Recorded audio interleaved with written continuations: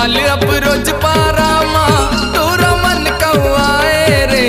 होते बवाल अब रोज पारामा तोरा मन कौआए रे। जींस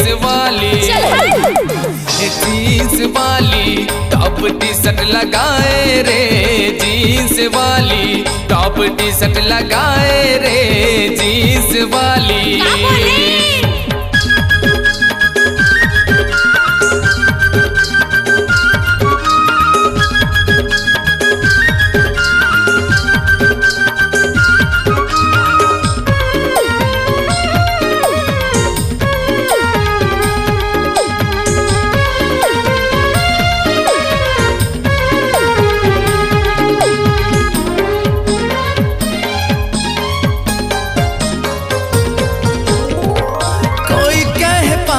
मोला कोई दीवाना तोर से है मोला गोरी रिश्ता बनाना।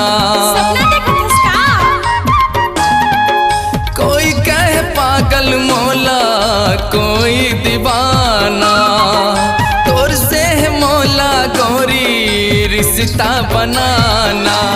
स्कूटी माँ जब निकले ते घर ले सबके जी धक धकाए रे। स्कूटी माँ जब निकले ते घर ले सबके जी धक धकाए रे। जींस वाली टॉप टी शर्ट लगाए रे। जींस वाली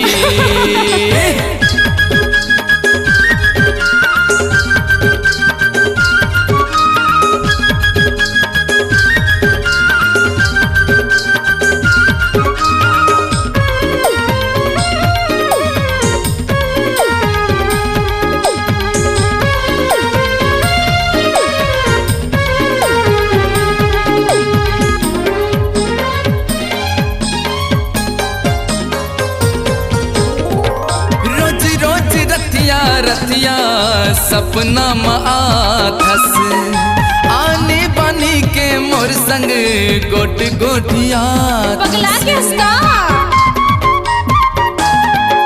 रोज रोज रतिया सपना आथस आने बानी के मोर संग गोट गोटिया थस।